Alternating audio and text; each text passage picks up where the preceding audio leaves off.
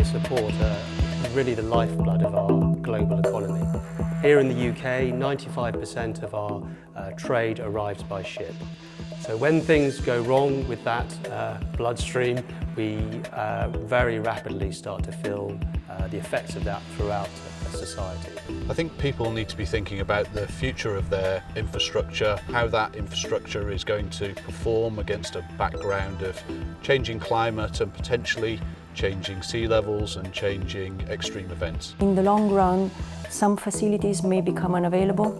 Flooding may occur, which means that damage can be caused to structures and infrastructures like any sort of transportation networks and facilities, but also interruption to services. Let's think, for instance, of handling equipment which cannot work because of flooding.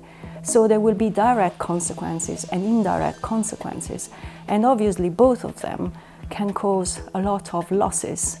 Ship owners and ship operators need to consider that, which means planning, designing, implementing and revising these decisions as if and when needed.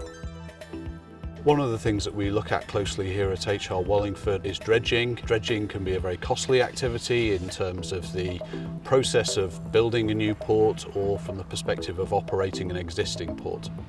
Going forward, there are opportunities to do things differently. That material which is dredged is typically taken to a disposal site, but of course instead that material could be used beneficially and is sometimes used beneficially, either to create new habitat or to create new land areas or to raise land areas. That has a real advantage because the ships aren't travelling a long distance out to sea to a disposal site and then back again. Instead, they're travelling much shorter distances, and as a result there are fewer emissions.